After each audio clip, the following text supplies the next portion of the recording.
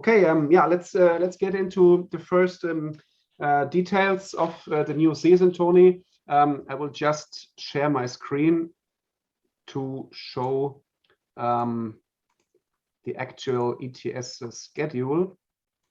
This one here. I hope you can see it, guys. This is yeah, the actual schedule of the Euro Touring Series, and as you can see, there are 3 races planned, and another 3 rounds are not yeah, decided right now. But first of all, Tony, maybe let us talk a little bit about the first race, which will happen in Apeldoorn in 4 weeks. Yeah, one of the most favorite destinations of the ETS that we ever had. I think everybody's really appreciating going there, and yeah, so we can't, all of us, we can't wait to really kick off the new season in Apeldoorn. Everybody knows this facility, knows the team around Jonglings. Everything is always on point. Let's hope the weather will stay dry, and I'm pretty sure we will all have a lot of fun. Round 2 was actually always my father's wish, because he said that's one of the most amazing places to go. He is doing his ETS races there since I think 3 years or 4 years or 5. I have no idea, but yeah, he always said that the team of the Eigen Club and also now Ollie Maggot, who is also a big part of this, as his, I think his wife, no, not maybe future wife or wife, I don't know, girlfriend. She is, I think, the boss sister, daughter, I think, I don't know, but anyway, yeah, we are all looking forward to Eigen in Austria. I hope that the Austrians will also appreciate it, that we come back to Austria, and then after we go to Andernach, also to the Germans. I said before that some of the I don't want to say a complaint, but some of the people, you know, the noises were like, yeah, it's more or less like a German series at the end of the day. Yeah, it was for the last 2 years, but I mean, as everybody know, it was so hard to do races. I mean, there were lots of federations that didn't do any races in the past years, and we really worked as hard as we could to make racing happen in the last let's say in the COVID time. So yes, it was a lot of Germany, but there was no other chance. We tried to go to Hudi Arena. At the time we wanted to go, 50 people were allowed to join that event. So there was simply no way to go anywhere else than staying in Germany with all the effort we had to do to make events possible. So I hope still people appreciated that we did this, and thanks to all our crew for all the hard work. But yeah, Andernach is round number 3.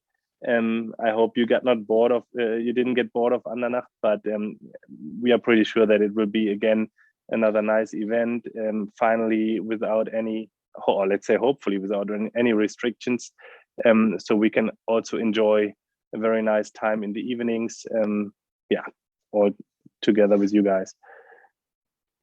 Yeah, these are the 3 races which you can find here on the schedule. And maybe, I don't know, Ollie Maggot is with us here in the webinar. Ollie, only if you are interested to switch on your microphone, you can maybe tell us a little bit about the racetrack and the facility in Eigen, because in the German webinar, which we did just right before, we got some questions about the possibilities of camping on the ground of the Eigen track, or about possible hotels and stuff like that.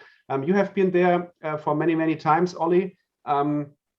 Maybe you just can tell your impressions about the track in Eigen and the reasons to go to the ETS round number 2 over there.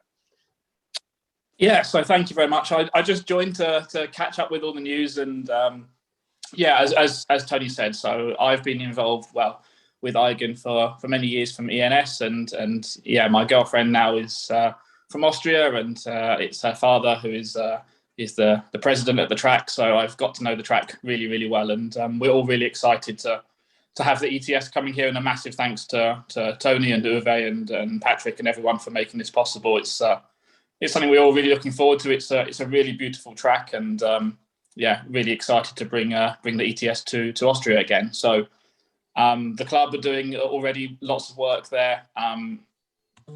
If we've had before, you can make camping there for tents and for camping cars. That's all completely fine. There is a shower there as well, so people can do that. And yeah, so all of that should be no problem for anyone.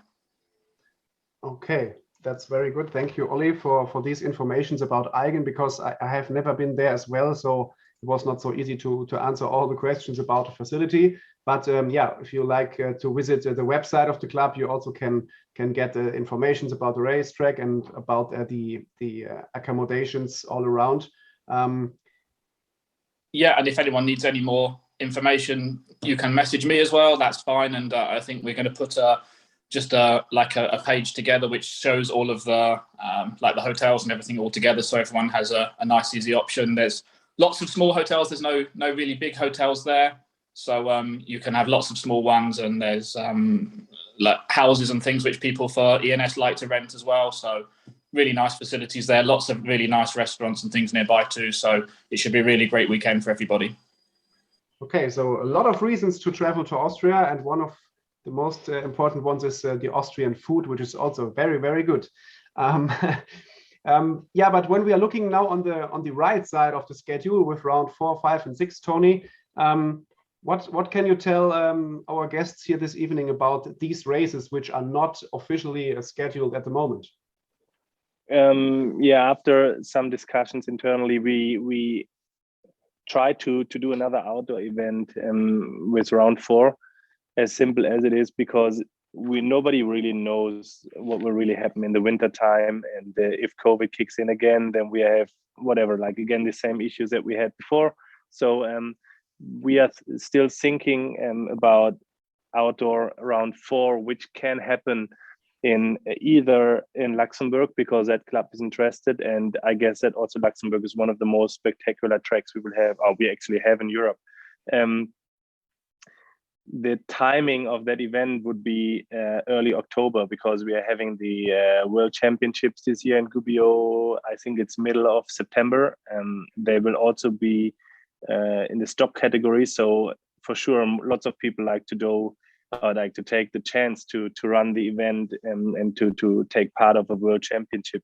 Then, early October, it can be great. It can be whatever, like a drama in weather conditions. So a friend of my father, who is doing all ENS races since many years, he is building a brand new facility in Barcelona. And I got the first pictures. It will be ready in, let's say, middle of July latest. And this will be like a very amazing place. It will be a fantastic big track. They will have a restaurant at the track. Everything is just perfect.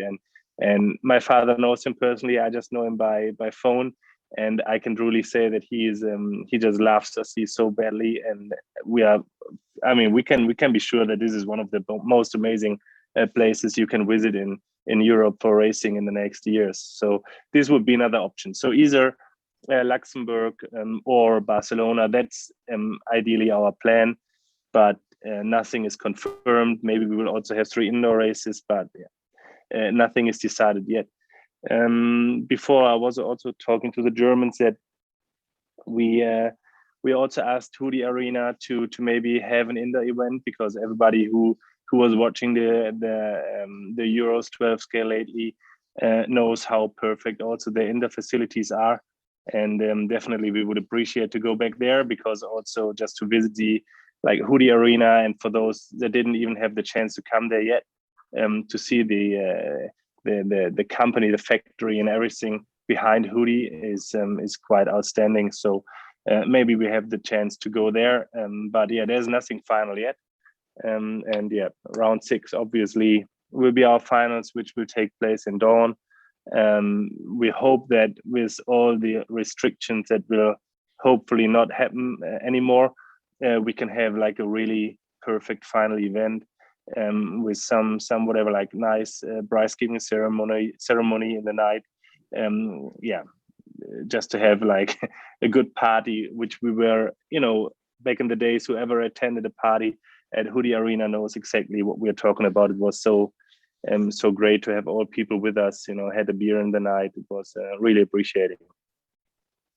Okay, guys. So yeah, I hope that this is kind of an interesting preview of the upcoming season concerning our race schedule. And it is also important to let you know that we will always publish all the informations as soon as things are decided. So we will let you know immediately about race number 4, 5, and 6, and about the dates, so that you also have the chance to plan your vacation days ahead of time. We just hope that we can do it very, very soon. One thing which is already online and published are the actual rules of the Euro Touring Series, and we will just take a look together now on the rules. You can find the rules easily on our website. You all know the website from the last season, and here in the rules section you will find the new documents for ETS season 15. You can just read all the rules here on the website directly, and you also have the chance to download these rules with a click here on the button, and then you can save them on the device of your choice, or you can print them at home, however you like. I think we now should go through the rules together with Tony to talk a little bit about some small modifications and changes we have made to make the racing even more enjoyable. The first topic which we will talk about is this one here about the double starts. And therefore we just talked with the Germans as well and had some feedback. So we are just thinking about a little change here in the rules before race number 1. Tony, what can you tell us about the double starts and what we thought behind these rules when we created them?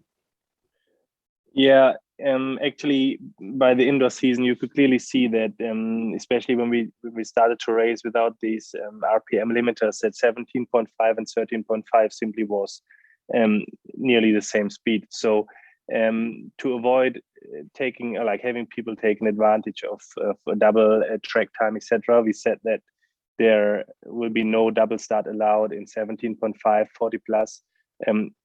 That's quite obvious. I mean, this will not change. So 17.5 stock and 40 plus masters, this is something you cannot run a double start. But after the discussion with the Germans, our plan was to also forbid the double start 17.5 in combination with 13.5, which or like 40 plus and 13.5 as well. I mean, it's the same story, but which we maybe have to overthink, because simply outdoor 17.5 and 13.5 is such a big speed difference, especially now with the new RPM limit software that we just released, that we should allow it again, just to also have, give people the chance to have more track time to just enjoy the event better. And I'm quite sure that people would definitely appreciate this kind of change again. But that's why we're ETS. We still overthink things, and we listen to what you say. And if this is something which is also workable for us, we will for sure change our rules to make it as enjoyable for every one of you guys as we can. Yeah, and this will maybe lead us to the decision to change this part here in the rules maybe tomorrow, and then you only will find here this sentence where it's not allowed to race 17.5 and 40 plus masters at the same event. Okay, if we proceed a little bit further, nothing has changed concerning practice. Only one car is allowed in each practice run. You cannot put 2 cars on the track during one single practice run. And you can read the general rules of the front wheel drive class. This will also stay a class for the hobby drivers. The technical guidelines, nothing has changed concerning the batteries and the charging and the chargers and all of these rules we put together some years ago. There will be everything will stay the same, because we only had a good experiences with these rules. The same with the electronics. You will get your handout motor directly at the event. And one thing, I think we had one question in the German webinar about the motors and the connectors. As you know from the previous years at the ETS, you had these golden connectors on the motor, on the handout motor, and you had to solder the 3 connectors to this wiring of your speedo. And we got the question if that will come back or not, because if you don't know, at the last race in Down, we removed these connectors only to make sure that these connectors will not be responsible for any kind of problems which appeared from time to time with the RPM limiter and the speed controls. Tony, do you think we will stay without these connectors for the new season? Yeah, I'm sure we will stay without the connectors, because it kind of worked, you know, after dawn, and we could clearly see that there was no damage on the engines. So everybody is now having soldering irons which are able to solder properly. I mean, when we started back in whatever, like 94, there were like people coming with, I don't know, like a 20-watt soldering iron, which couldn't even, I don't know, it couldn't even burn your finger. But yeah, people tried to solder. But nowadays it's all workable, and yeah, I think there's no reason to stick with the plugs, and yeah, people can solder, or someone can solder for them. But that's also not decided yet. But yeah, it's just this is just interesting information for you guys. Then we proceed a little bit further to the tire rules. Nothing has changed there as well. We just added some things which are clearly forbidden to do with the tires. Just read this section here to know about the tire rules. We also added the tire prices, which you have to pay at trackside when you pre-order some practice tires. This is something which wasn't in the rules in the past, and we thought it would be nice if somebody will maybe travel to the ETS for the first time. You should know about the tire prices. And then we are here in our overview about the technical requirements. Here you can see the equipment and the amount of tires and all that stuff, class by class, from Pro Stock up to the Formula class. And you can see that there's everything 99% completed. The only thing which is not decided finally are the tires for the Formula class, but there are some drivers testing the different hardnesses. The different hardnesses of the foam tires for the Formula class. And as soon as we will get any kind of valuable feedback from them, we will also announce the Formula tires. Tony, what do you think? Which amount of time do we need to finally decide the tires for the first race in Apeldoorn? Yeah, I hope we can get it done as soon as possible. But still, you know, since these foam tires are also really new to us, I mean, it kind of worked indoors. We still have some work to do to make it even better, especially now with the Matrix tires. I guess we simply used the wrong shore hardness for the rear end. And also, you know, for outdoor, we are still checking different diameters for the rear, because, you know, our goal is that you have to give you guys the most track time we can with a set of tire. You know, we don't want to have people using 3 sets of tires for a practice day. So this is why we will definitely go to a harder compound in the rear for outdoors, and also to change the diameter, but it's still under testing. And the Austrians are doing helping us a lot. They will have a big test event, or like test meeting the upcoming weekend. And also just to give you an information, you know, guys, that we have this MR33 additive for outdoor, which kind of, I'm pretty sure it won't work on the foam tires. So that's why we also mentioned the V4, which is the indoor additive. But I guess it just soaks in easier on the foam tires. And this is something we are also testing. So yeah. Okay, so this is about the Formula tires. Everything else which you can see here in the rules hasn't changed a lot. And the only thing which we will not bring back to the track are the spoke wheels for the Matrix tires. Tony, this was also kind of we had, I think it was pretty much a year ago when we had this. I think it was a race in Apeldoorn last year. And there was a guy, like a customer and a friend, and he was showing me an issue with these spoke rims. The spoke rims, it looked as if tires came unglued, but honestly, it was not the tire that came unglued. There's a very, very thin ring that you can see, and if you have a crash or something like this, it cracks. So simply the wheel is kind of cracked, and that makes the tire look like coming unglued. So this is why, just to avoid complaints and stuff like this, even though I like the look so much better than disc wheels, but we decided this year to stick with the disc wheel until we maybe find a rim in future that does the job proper. Okay, we just a second, Tony. We have two questions here. Andre, you have a question about the Bodyshells. We will come to this question later on. There's one question from Miko Makela. Are the tires reconsidered on a year-to-year basis, or are these tires fixed for a longer time? Normally we stick with our partners for many years. That's also part of the success of the series. Definitely there is, we have a very good contact to Matrix, and yeah, if there are changes needed, they are quite open, and we know that the indoor tire was maybe a little bit too soft, so also we had a phone call with them today to also plan to change a little bit on the rubber. And so we want to stay, of course, with our partners, and this doesn't mean that there's also an improvement that can be made. We are trying as hard as we can, and definitely we would stay with Matrix for, I hope, a longer time.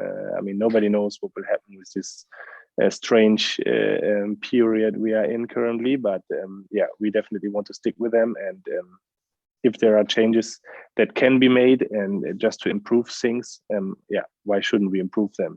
So this is why we have no plan to change the manufacturer, rather than maybe just make the tire even better.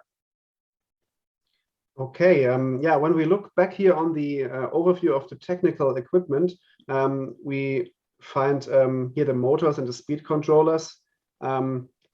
Nothing will change. The only thing you have to do is to download the new softwares for your Speedo. There's a new software for 13.5 stock and for 17.5 stock as well. You can download this software very easy, and we just made a posting here on the website, on the ETS website, some days ago, and there you will find a link which will direct you to the download section for the software. Just some words about the software. These softwares are including RPM limiters again, which will make racing even more equal. I just can tell you from my experiences, I was testing all the softwares on track, and we figured out which one felt the best for the classes. And during all these test runs, we didn't have any kind of issues. And we hope that this will remain the same during the whole season of the new ETS campaign.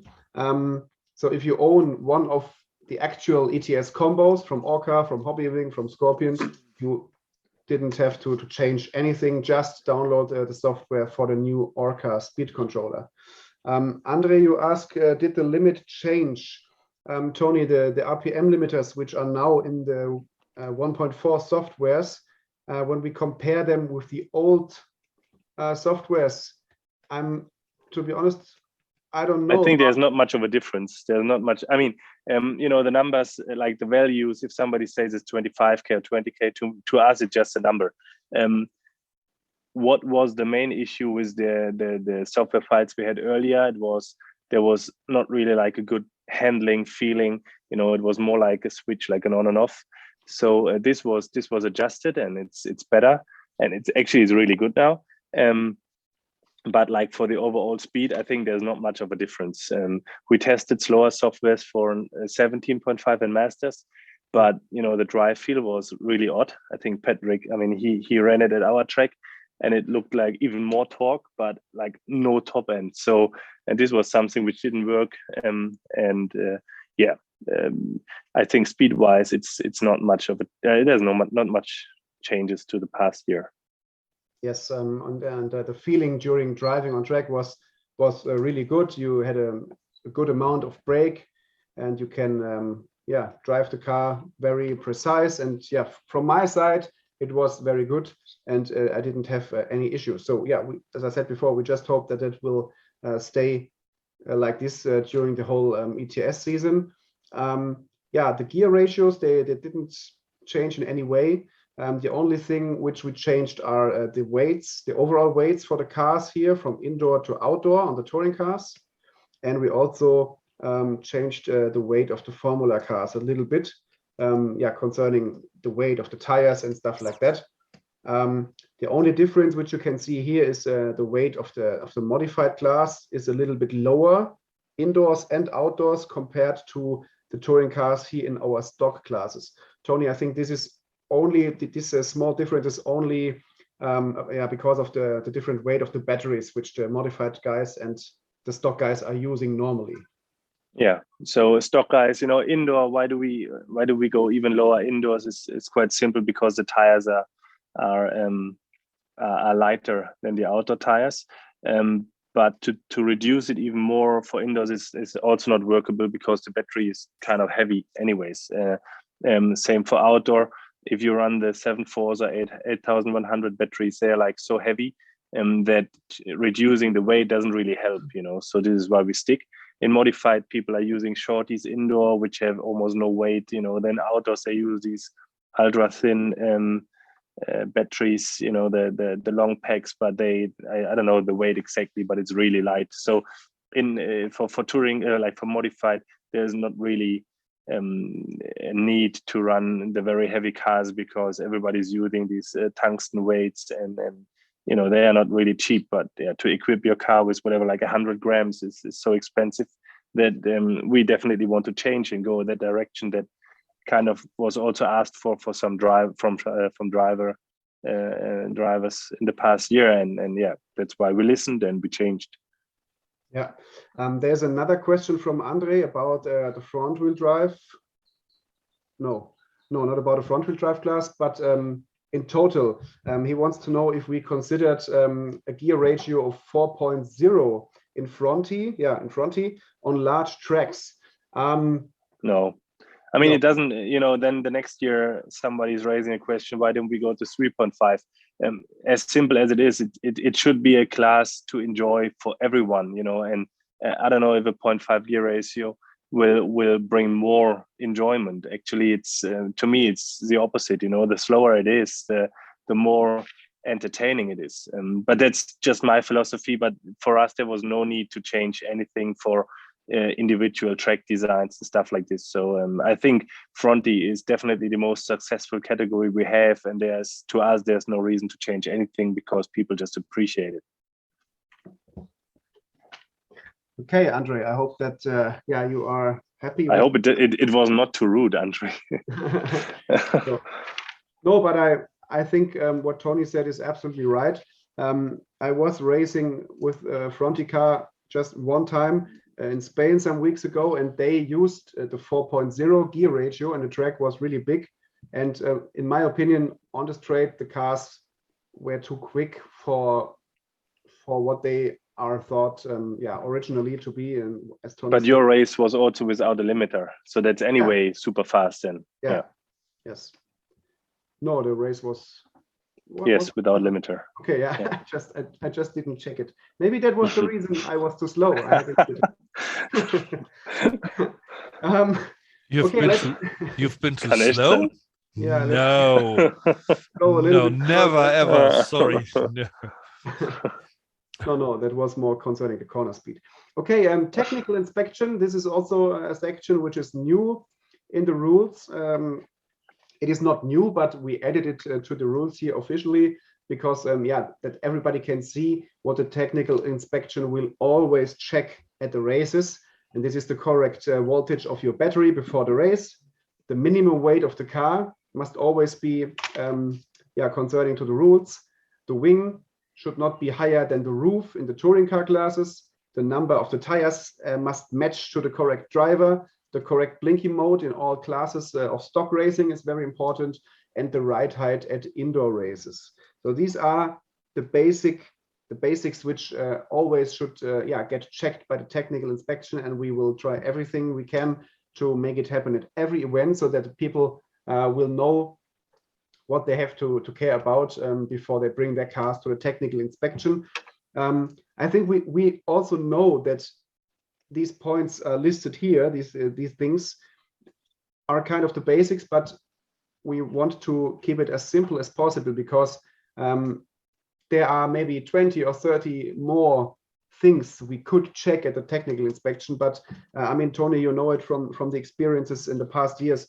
When you try to check everything on the car, it will take forever, and the people must go to the technical inspection 10 yeah, but there's also it's no doubt, I mean, we didn't do it proper. Yes.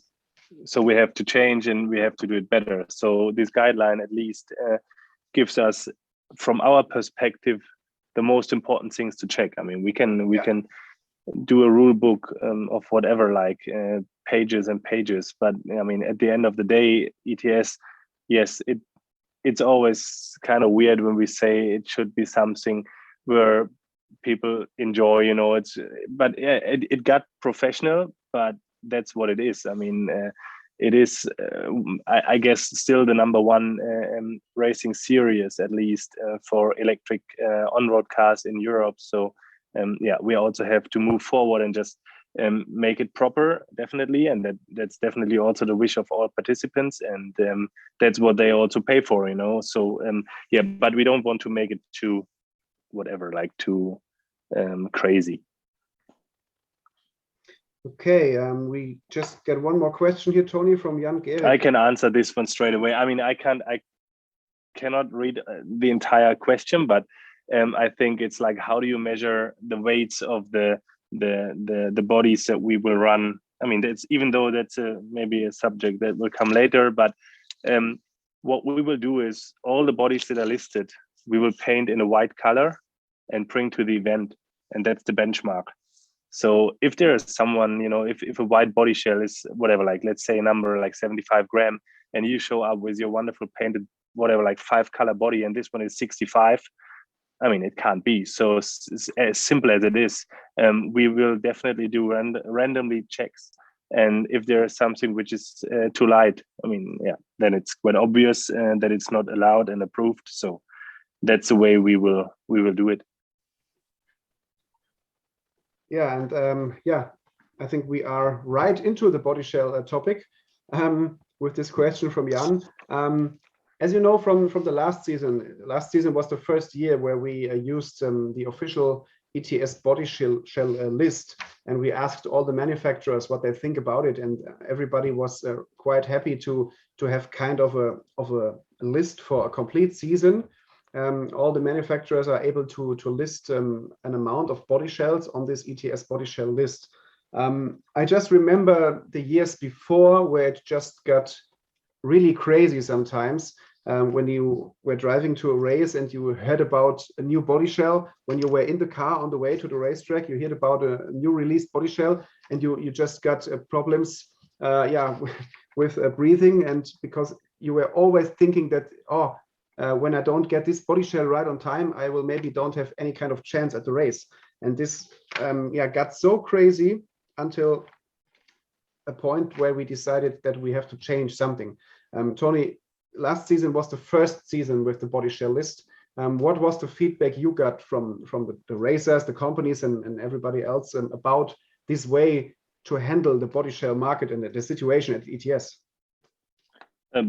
Since there was almost no feedback, I think it's a good feedback, because if people don't officially complain with us, then obviously we didn't do much wrong. The manufacturers, of course, their business is to sell bodies, but at the end of the day, it's not really in our intention to play this game. Yes, it's a business.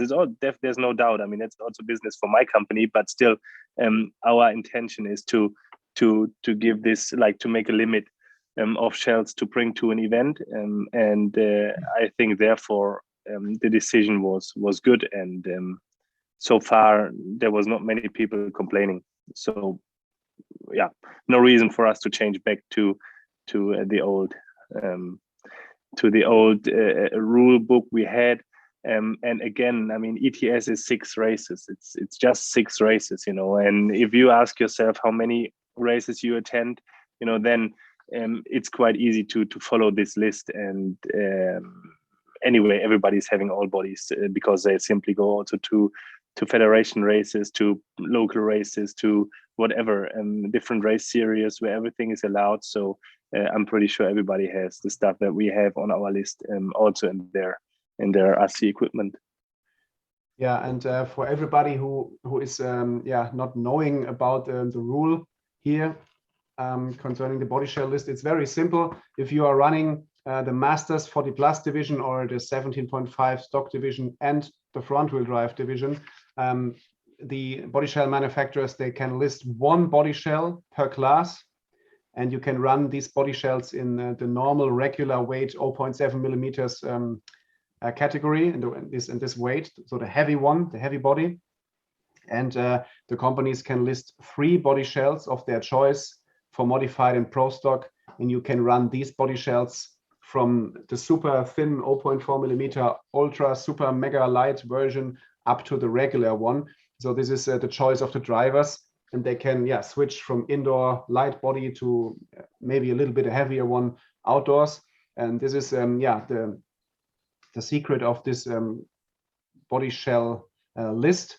And this will stick for the complete season. The only thing which is new for this season is that the companies can list their 3rd Bodyshell for pro stock and modified a little bit later during the season, and they have to do it at least 4 weeks before the 3rd race of the ETS season. This gives a little bit of breathing room for the companies to develop a new product which they can release during the ETS season. And we also thought that this is kind of fair, because we also have to understand that the companies are doing their work and that they are working on things maybe for upcoming European champions and world championship races. And this was the reason we decided that they can list their 3rd Bodyshell a little bit later during the season, and they have to list the same new Bodyshell for modified and pro stock. So they cannot bring 2 new Bodyshells into these ETS racing classes. Just to answer also the question that was just raised is not forgotten, but there is Montec, you know, there is still an empty field. Today I just received the sample of this new Montec Bodyshell. Yes, there was some, you know, people were discussing about it because the outlook. I got it today, and I have to say it looks really beautiful. The shape is nice. Definitely, it let's say like the window, the front window is so and so. But at the end of the day, I have to say it looks great. It just looks a little bit different from the window shield, but still, we will do tests tomorrow. We have a club night tomorrow at our track. There were always 10 to 12 people running the front wheel category, and my brother just painted it, so we will have it ready for tomorrow night. We will give it a shot, but I'm pretty sure it will be legal. And as from our perspective, it looks really realistic. Just like if you look, definitely I agree. If you watch from the side, it looks really weird with this front window. But yeah, it is what it is. I mean, it's still beautiful, and I'm pretty sure it won't give any crazy advantage to disallow it. Yeah. Is it correct? Disallow, to not allow it, or whatever? Allow, yeah. Then we have another question from Miko about the rear wings. He said that in his national series, they have a box with the inner dimensions from 119 to 40 to 20 millimeters, which they use to check the wings. And this is a little bit difficult with the curved wings of the Wolverine and the Twister Bodyshell, for example. I mean, Tony, from my perspective, this is exactly the reason why we only say that the wing should not be higher than the roof, because when you start to measure every wing, you will maybe have to send 50% of the drivers back to the pits, and then everybody will cut that 1/10 of a millimeter away from the wing. And to be honest, I mean, I'm not 100% sure about that, but when the wing is too big, the only thing which this produces for your car is no steering. So I think nobody would have an advantage when he would use a wing which is 1 millimeter bigger on a touring car. Oh, and I remember from the past when we had these like other races, there was not allowed to cut the lower lip from the rear end. It's like a certain whatever range. But at the end of the day, at big races, we had to put like a tape just to fit the rules, and then your body is kind of like destroyed. So this is why we will just measure, as Patrick said, and we will not check this one. As it's in your country. Yeah, because it will always lead to a lot of discussions. You think that your body shell is 100% perfect. Maybe at the last race, the wing was okay. Then you go to the first qualifying heat, and this time the guy in the technical inspection tells you that the wing is not okay. And this is always something which brings a lot of stress to the events. Rainer, Konrad, you have a question regarding the, just send the question, please. Okay. The Fronty Speedo. No. Yeah. So the but you can rent it. You can rent it if you want to attend our events. You can always rent speedos as well at a small amount of money. So you don't necessarily have to buy that speedo. You can rent it at any event you come to, and but it's not allowed to run your private non-marked speedo. Okay, then we have a question from Kosuke Okabe. Hi, Kosuke. He wants to know if the Twister ETS body shell is the same as the exciting 0.7 body shell. Yeah. So the which one?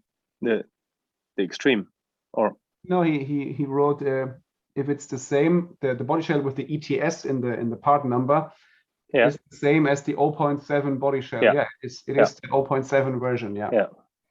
All the lighter body shell versions, they have different numbers at the end of the part number to show that these are the lighter or the thinner versions. Yeah, they just changed the part numbers, so it's still the ETS replaces the 0.7. Yeah. Okay, then we just can continue with the body shell lists. We are completely done. In the Formula One body shell rules, you will maybe miss the overview of allowed wings and body shells. We removed that because it was not up to date anymore. And you can use all the wings and body shells which are available to the market on your front on your Formula car. So this is the most easiest way to bring even more racers back to the Formula One class. But I just have to go a little bit backwards to the body shell list. As Andre asked, I just forgot this question. Andre, I'm sorry. Tony, he wants us to explain why we banned the older bodies from the body shell list for the Masters class, for the Fronty class, and for the 17.5 stock class. And that was also something I was discussing about with some people that brought up the question earlier. The amount of bodies is simply too much. There were also people asking if we can extend 2 seasons for one shell, but at the end of the day, then this list, especially in those categories, doesn't really make sense, because then we will have the double amount of body shells that are allowed. And I think it's also not in the sense of no, that's not the intention of the reason why we did this list. And you can still find bodies that are still in the list. And I'm pretty sure that for your normal races in your country, you also rely on other body shells than only the ETS bodies that are allowed. We decided just to reduce the amount of bodies allowed, and that's the only way to do it. Okay, last but not least, let us talk a little bit about this topic here. In the championship section, you will find the explanation about the video analysis. Tony, in the last season, we had the pull start streaming system in use, and the live stream from Hanno as well. And from time to time, we use these videos to analyze racing situations. And therefore, we thought about implementing this process into the ETS rules. I mean, it's not. Oh. Hallo? Hörst du mich noch? Ja. Ja. Okay, gut, weil meine AirPods sind leer. It's not only us watching the videos, actually it's also the drivers, and the drivers coming by and showing us videos that there was some not fair overtaking, etc. So we thought, why shouldn't we make use of it, you know? And if we already have everything streamed, then we can still analyze situations. I also said to the Germans earlier that there was a quite, like a good, not a good example for Heckberg, but you know, he got a call of a penalty at the Euros 112, while afterwards I'm pretty sure everybody on video saw that it was kind of a hard side-by-side move, but still, like, it was a fair move. But then his chance was taken to take the European Championship title. And also at our last season, it definitely showed that things can definitely judge different. That was also something we forgot earlier, Patrick, but I will come to this point now. So this is why we just take the chance to use the videos to analyze things better. Before, like at the very early beginning, we also wanted to let you know that Scotty is he's definitely with us, and just due to COVID and all the restrictions traveling from America to here, it was simply not possible for him to attend the races. And we had Phil. He did a really great job, and he improved race by race. He was really good, and we appreciated all his effort. Scotty, of course, he was planned to come to ETS round 1, which he can't come because he has some private commitments. He's a best man on a wedding of Paul Lemieux, and that's the reason why he simply can't come to ETS round 1. But definitely from round 2, he will be there for the entire season with us, and we are really looking forward, especially also with decisions made, you know, being referee, etc. You know, his knowledge is one to none, and that's also what we have to rely on for our season. Patrick also said before, I mean, we always talk about replacements, which is kind of a bad word, but due to our limited English, maybe that's the only word we have. But the announcer at the ETS round 1 will be Bjarne Holland. He is a well-known EFRA speaker, and he just did lately the Euros in Trentin. I think everything that Hudi is hosting, he is their speaker, so he has lots of knowledge, and we really appreciate him to come. That's just a side note. Yeah. Okay. And so the video analysis, we just have to add it here to the rules. I just noticed that I forgot one sentence, because this video analysis will only be done in the first season now when we start to use it officially. We will only use it in the A mains when there are some situations coming up where we think that we have to do it. We also got asked by a lot of people why we are not doing this kind of analysis in all the heats and all the finals. And it is very easy to explain. It is so much work, and it will cause so much delay in the schedule, because we always have to review the situations, then we have to decide what to do with the race result and stuff like that. And especially in the qualifying and in the bump up finals and stuff like that, this is not so easy, and we cannot always wait half of a day to get all these video analysis done. But in the A mains, where the decision about the race win is on the line, we think that it makes sense to try to work with this for the new season. And at the end of the season, we will see how it worked, and then we will see what we will do in the future. Okay. Jan Gehrig asked if we plan to remove penalties which are given during the race by the race director. I think, as you said, Jan, this would be very hard to do, and I think we will not use the video analysis to remove. It's quite difficult to do, though. I think if a penalty is given, I mean, what do you want to do? I mean, if we give someone a 10-second penalty, and maybe that was a mistake, do you want? I mean, there's no way to judge. There's, I don't know how. I mean, who do you want to blame? I mean, the one that got lucky of it. Do you want to take him, or like his win, just because there was a wrong call? I mean, yeah, it's always someone who really has this struggle, or who got treated maybe unfair. But yeah, I think that's what it is. I mean, at the end of the day, we are all human beings. I mean, the drivers are and the referees are. So if we all try to be as fair as possible, I guess that let's hope that we don't need these kind of analysis in the new season. Yeah, I think the same. And on the other side, you always have to imagine being a referee at a high professional RC car race is, when we bring it down to the line, it is the same level of difficulty as being a referee on a football, on a soccer pitch, because the situation appears in a tenth of a second and you have to make the right decision. And when we call the ETS the Champions League of RC car racing, we always have to consider that the referee and the guys who are doing this at the race, they are not doing this professionally. So they are doing this to keep the racing and the hobby alive. And we cannot use the same kind of rating for these people as we maybe do it with a Champions League referee.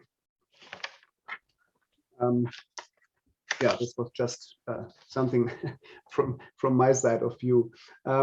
Okay, guys, we are now at 9:30, so 1 hour just passed by. If you have any more questions, please use the next 2 or 3 minutes to send this question here to us. If there will not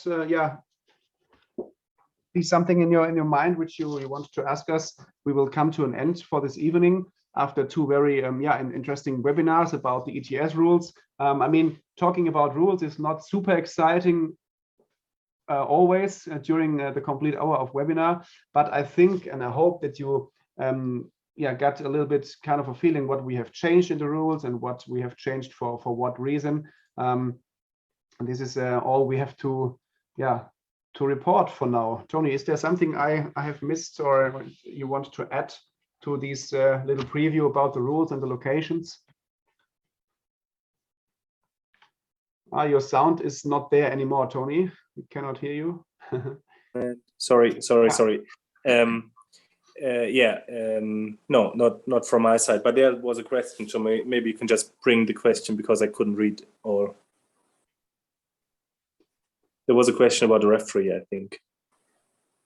So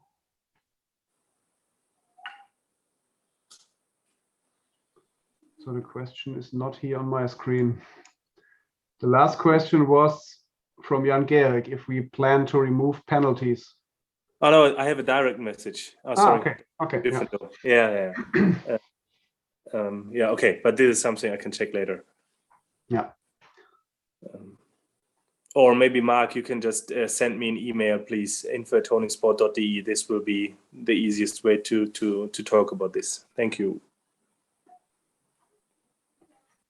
Okay, guys. When you don't have any more questions for us, it is time to finish our little webinar session this evening. I think we will do some more webinar stuff in the future, and we maybe also discussed to do a Facebook Live to try what we can do there for you guys to keep RC racing even more interesting. And from my side, I wish you a very pleasant evening and a great rest of the week, and most important, a very nice weekend on the racetrack. If you're going to practice or to race with your friends in your local club or any kind of races, enjoy RC racing.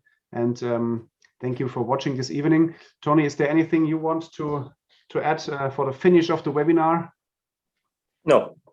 Just stay healthy and hope to see you soon on the track. Yeah, we hope to see you soon on any racetrack around Europe, around the world, and maybe you will travel to the ETS as well, which will be in 4 weeks today.